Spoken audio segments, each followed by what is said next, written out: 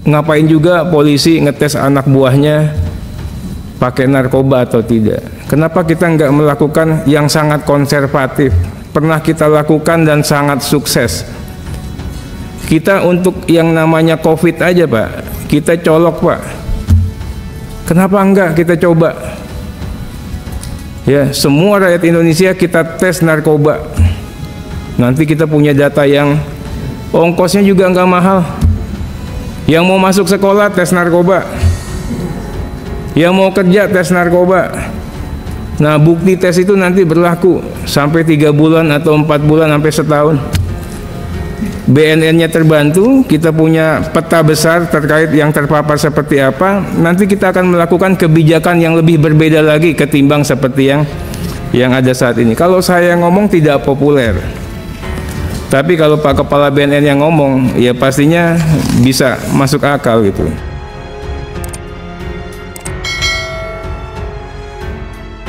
Tadi saya mendengar informasi pagu indikatif 2024 111,7 jika dibandingkan dengan pagu total 2022 116 hingga turun 1,88 T, 1,8 T lah. Inilah anggaran yang sedang diperjuangkan BNN untuk tahun ini. Bapak turun 1,8, sana dapatnya 1,8 T diperjuangkan, anggaran 1,5 ini. Nah, tentunya kita mensupport penuh Pak, tapi nanti tetap kita akan tanyakan apa dampaknya dengan pengurangan 1,8 T. Yang saya lihat ini ada program profesionalism SDM, program penyelidikan dan penyidikan tindak pidana, program modernisasi Al-Matsus, program Harkamtipmas dan sebagainya. Di program Harkamtipmas 2023 itu 19,4 T, tepatnya 19,338 T. Sekarang 19,751. Nih pertanyaan saya, apakah ini memang sengaja untuk tidak dimasukkan untuk antisipasi pengamanan pemilu? Karena kan masih datar ini, sama yang 2023 sama 2024. Kenapa saya tanyakan begitu? Karena di paparan Bapak dikatakan bahwa prioritas mewujudkan rasa aman melalui program Harkamtipmas. Yang berikut di peta permasalahan halaman 16. Yang 16 ini nih. Saya mohon nanti dibantu apa menurut saya apakah ini terpetakan atau tidak terpetakan di politik anggarannya Polri. Poin 3 tahapan pemilu serentak. Poin 4 segregasi atau pemisahan masyarakat melalui konflik SARA. Poin 9 penyebaran paham radikalisme dan intoleran. Poin ke-10 pengamanan unjuk rasa 2024. Yang ketiga, anggaran ini cenderung mengikuti program. LKP 2024 itu mengatakan percepatan transformasi ekonomi yang inklusif dan berkelanjutan. Ini Polri memegang peranan di situ karena success story-nya 3 tahun berturut-turut itu berhasil dengan predikat sangat memuaskan. Nah, dijabarkan lagi melalui 7 program prioritas nasional di halaman 17.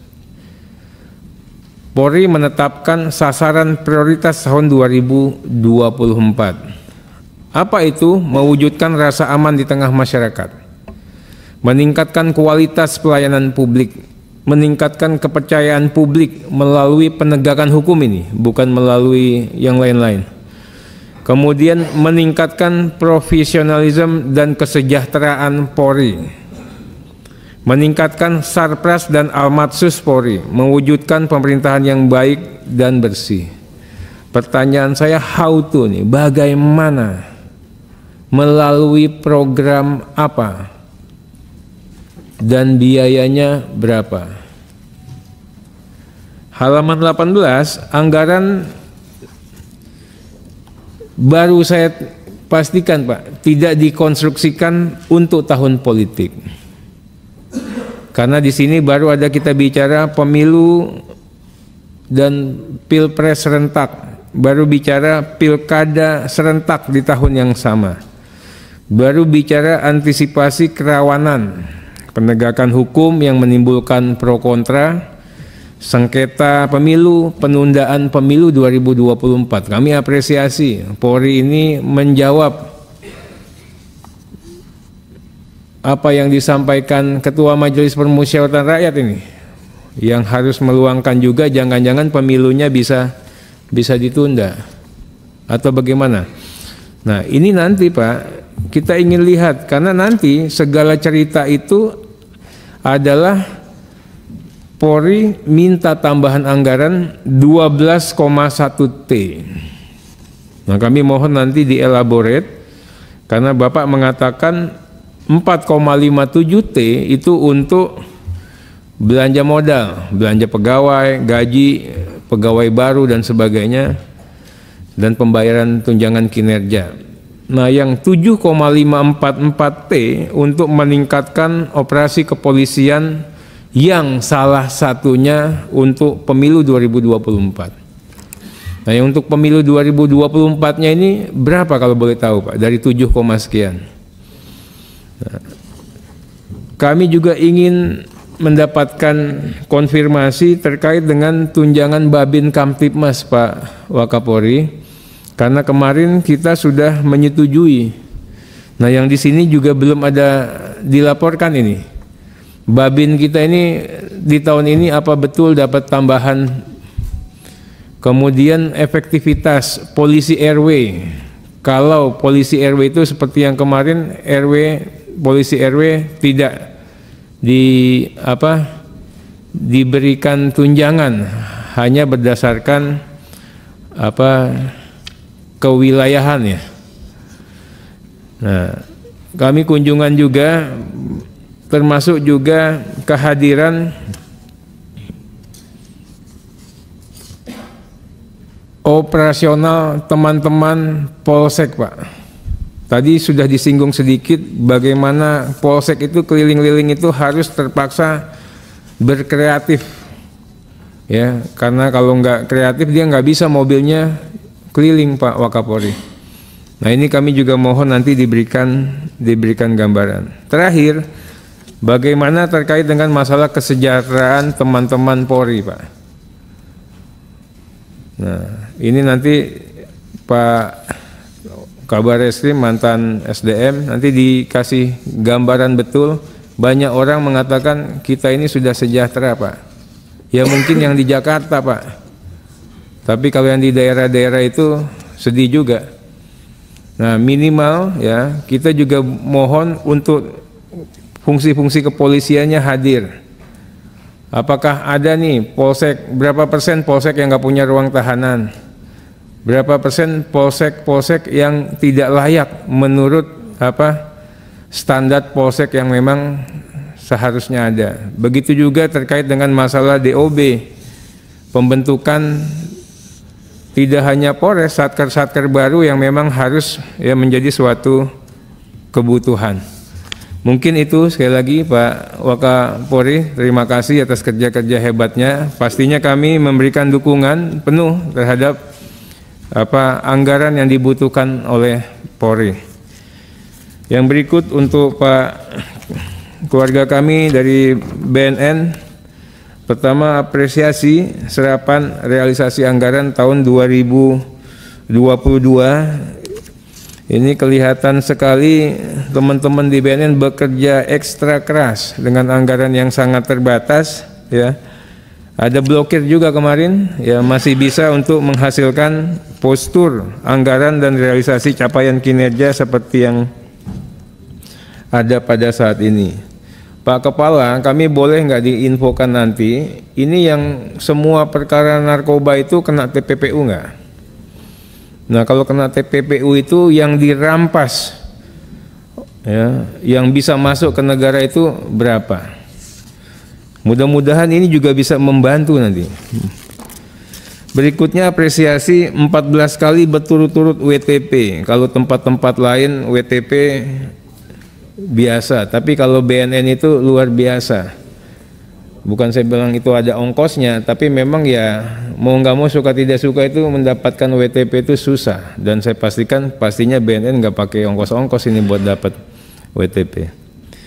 Nah, kita apresiasi tindak lanjut atas temuan-temuan, walaupun BNN termasuk mitra kami yang temuan BPK-nya relatif sedikit, tapi sudah ditindaklanjuti semua. Begitu juga kepatuhan terhadap peraturan perundang-undangan. Kami ke postur anggaran, Pak Kepala.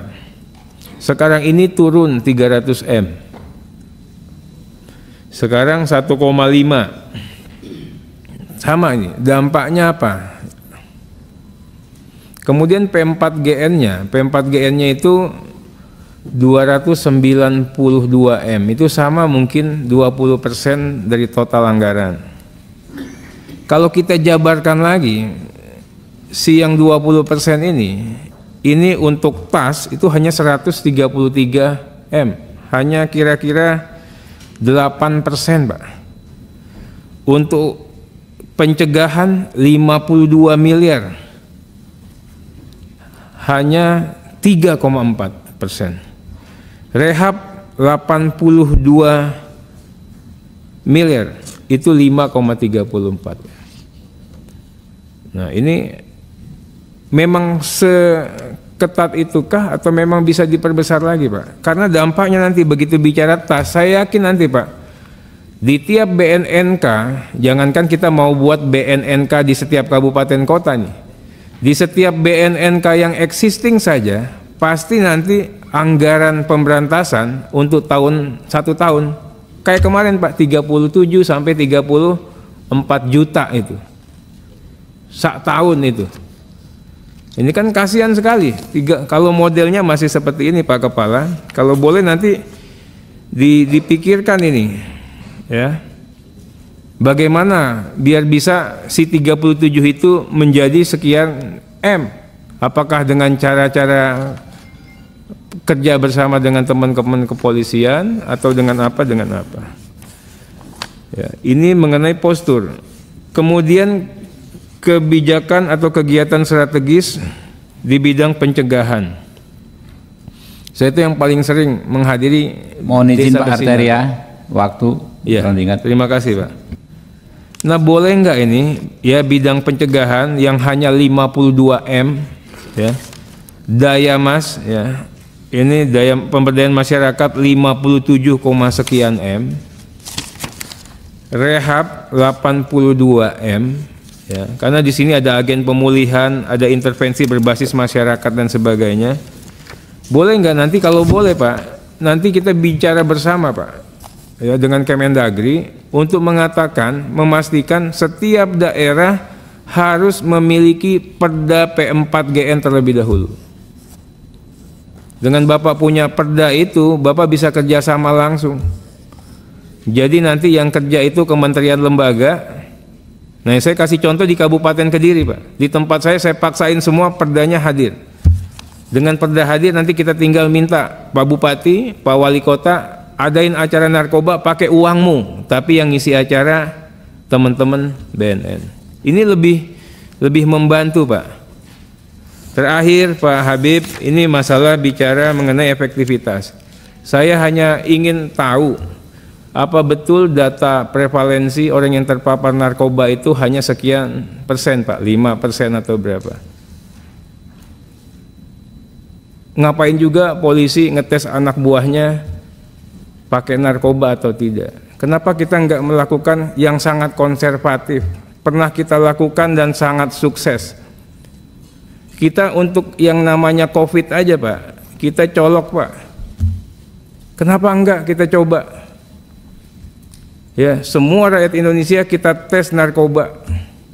Nanti kita punya data yang ongkosnya juga nggak mahal. Yang mau masuk sekolah tes narkoba, yang mau kerja tes narkoba. Nah, bukti tes itu nanti berlaku sampai 3 bulan atau 4 bulan sampai setahun.